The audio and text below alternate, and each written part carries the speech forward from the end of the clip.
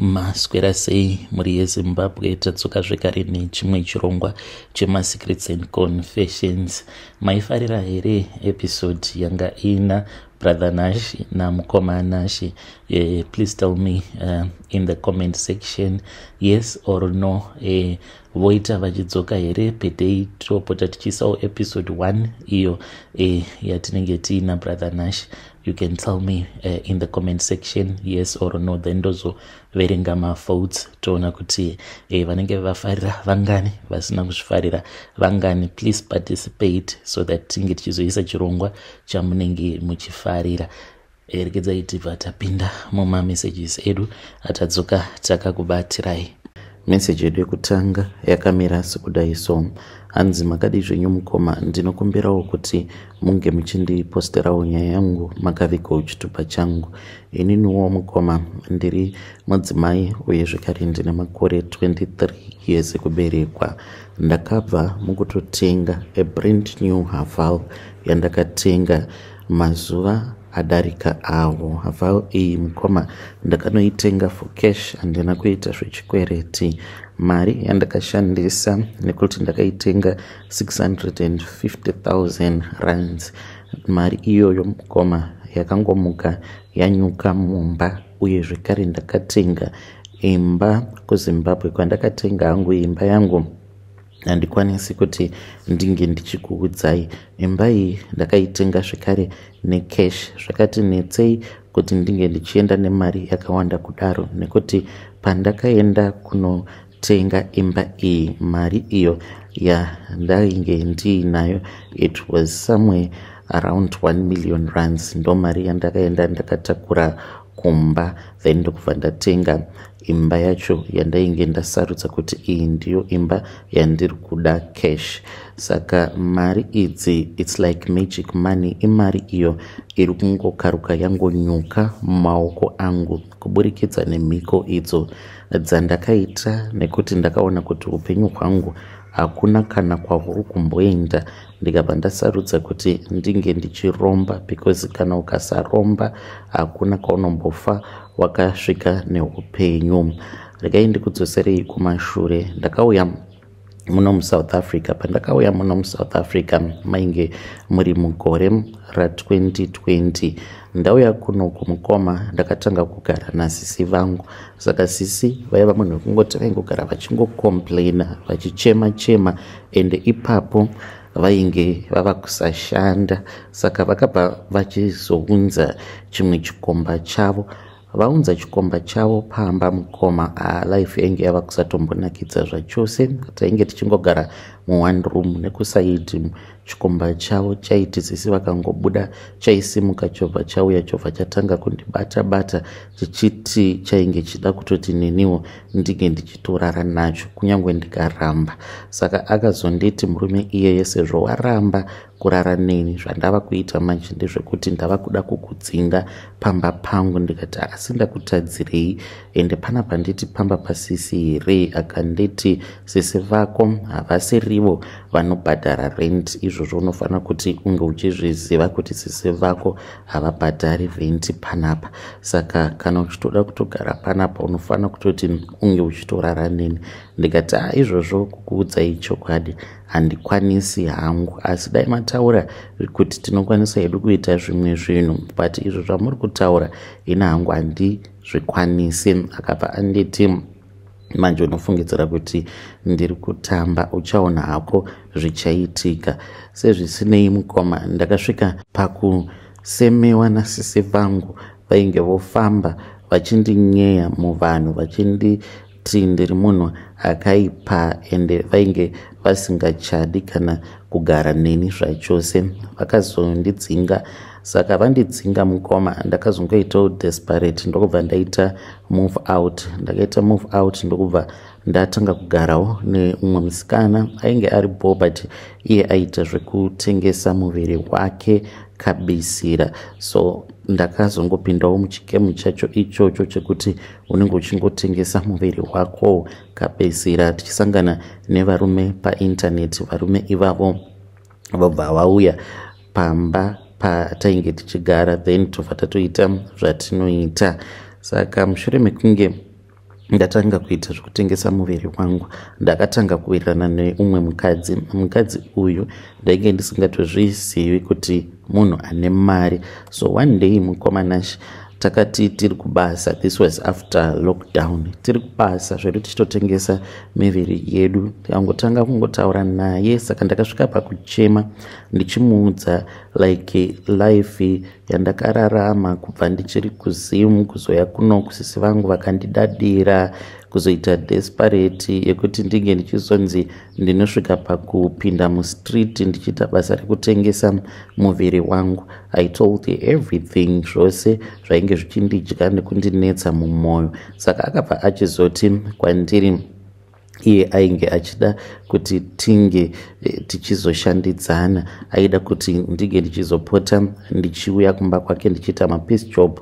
Handina kuona sekunge akandidadira, but ndakatoona semunhu ainge andipa an opportunity yekuti upenyu hwangu unge huchizoita sehunoita senani. Saka ndakabva ndachizoti apo pandainge ndawana mukana ndaiti ndikataura naye obva nditi unokwanisa hako kuuya kumba kwangu. Ndaibva ndachizoenda kumba kwake, then ndobva ndanoita mapiece jobs kumba kwake. Saka later on akazondiudza kuti ainge achitonditesta kuti ndiri munhu akaita sei, ndiri rude here kana kuti handisi rude. Saka ipapo paakazviona kuti ndainge ndiri munhu ainge asiri rude, ndopaakazosarudza kuti ainge achida kundibatsira for real. Saka akazonditi one day tainge takagara zvedu, ndatoenda kumba kwake kunoita mapiece job.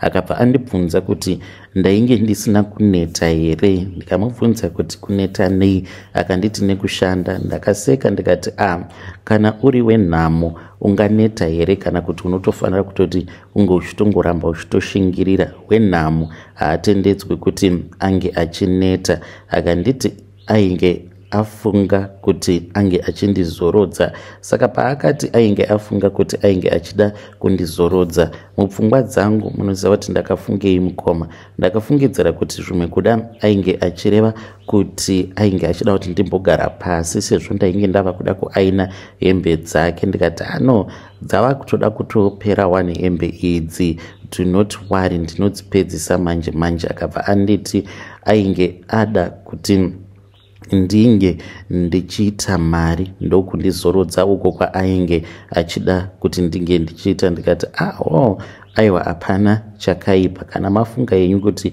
muda kuti ndinge ndichiita mari, but ndedzipi dzimwe nzira dzandingaita nadzo mari kunze kwenzira dzatagara tichishandisa dzekutengesa miviri yedu? Akanditi there is another way, kune kwandikuda kuenda newe, but usazoudza munhu, kunyange zvikanzi zvinenge zvava kukutambudza, unofanira kuti urambe uchingoshingirira.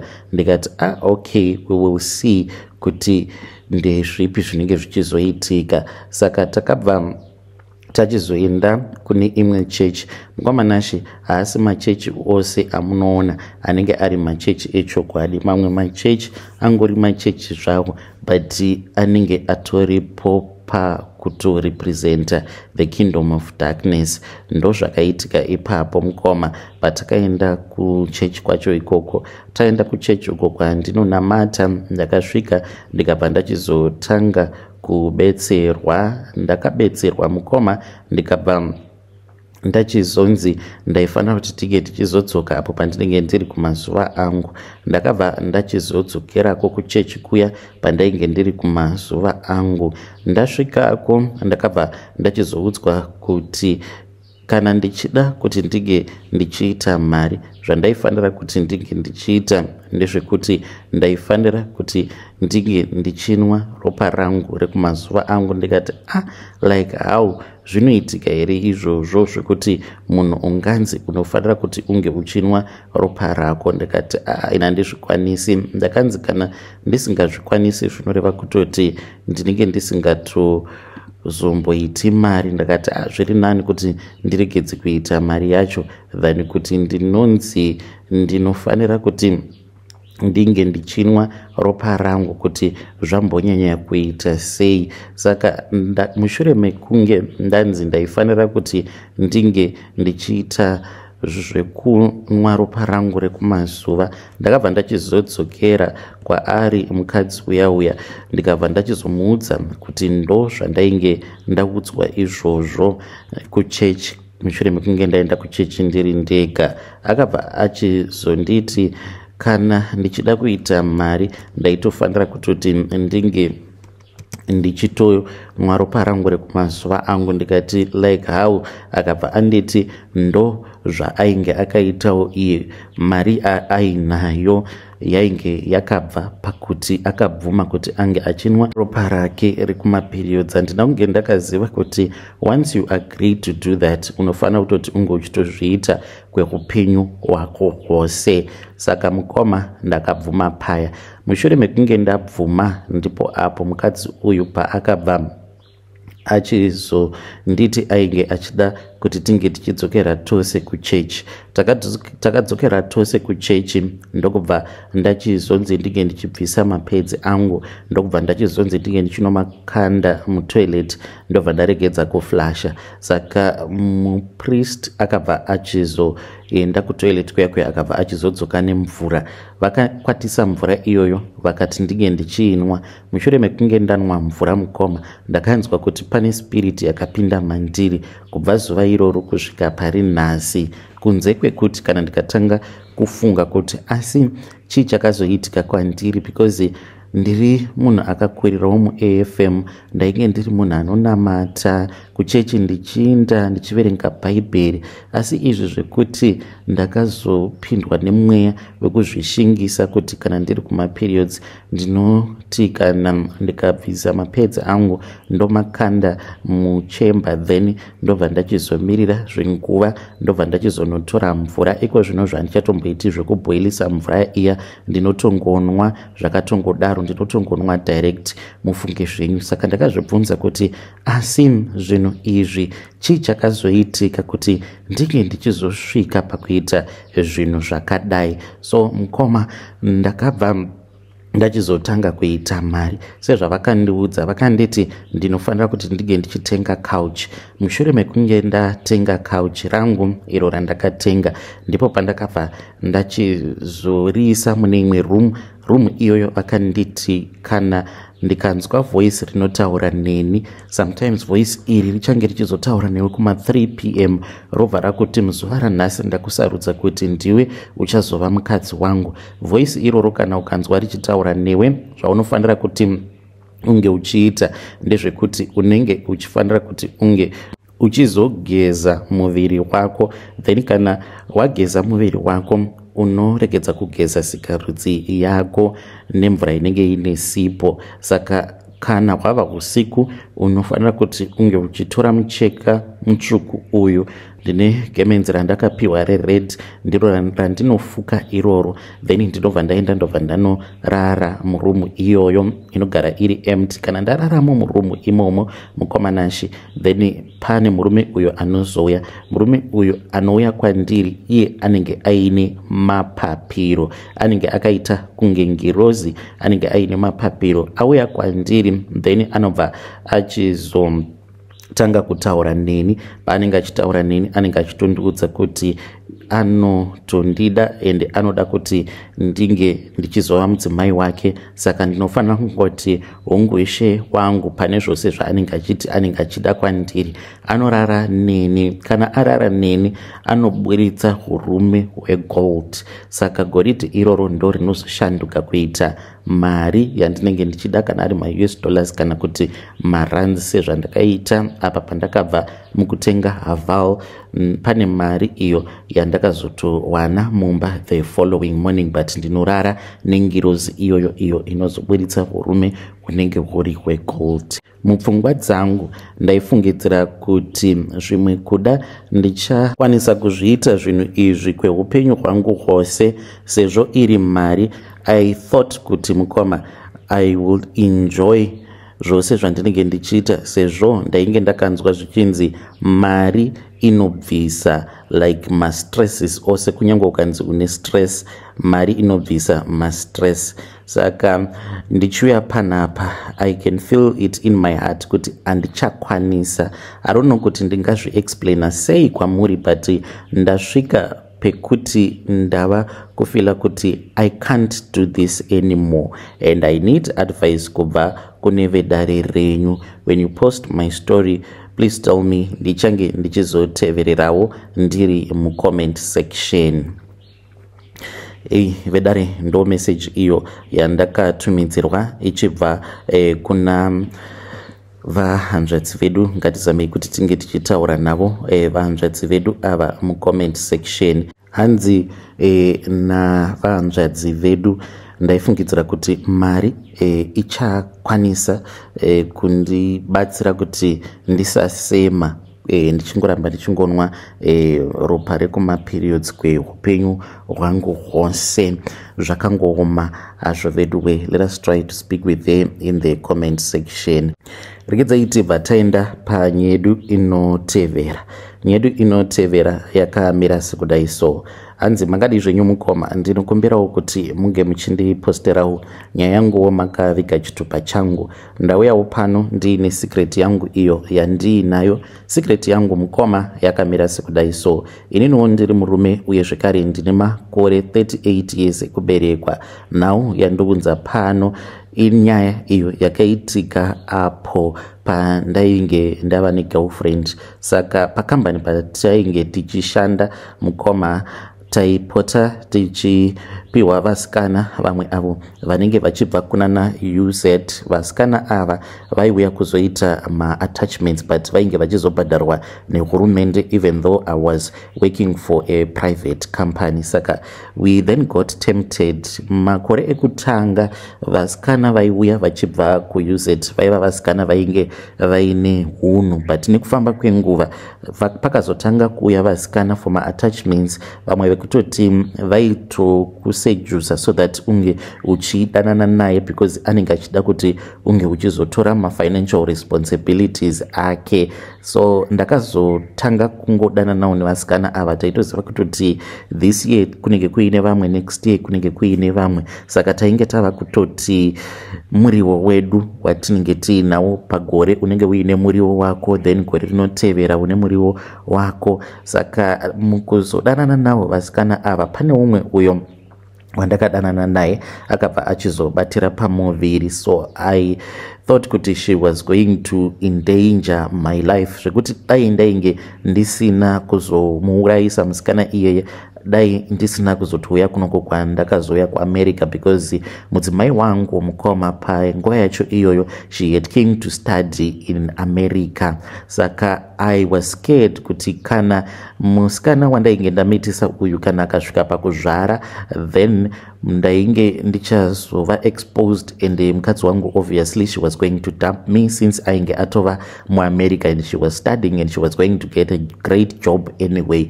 Ainge asina chekuti aikwanisa kuzonegotiata neni. So what I did mukoma was that ndakabva ndachizosarudza kuti ndinge ndichizomuurayisa musikana uyu. Saka ndakataura naye mushure mekunge abatira pamuviri ndikati, ona shamwari, maiguru vako she is studying abroad, newewe ndoda kuti unge uchizoendawo kuAmerica, but manje kuti unge uchizoenda kuAmerica, America is very hard on immigration. Saka zvinotoda kutoti iwewe wotonditeerera. Akanditi okay dad, munoda kuti ndinge ndichiita sei? Ndikati kuAmerica ndoda kuti unge uchienda but usina mwana, we're going to get married, tosaindirana pasi nevabereki vako, then woenda unogara naamai guru vako. Apa ndaike ndichimunyepera kuAmerica, but I want you to remove this pregnancy. Akachema akati, what dad, hazviiti, handikambobvise nhumbu. Ndikati please just listen to me. Already ndainge ndiine n'anga yechichewa yandainge ndakataura nayo, tainge takawirirana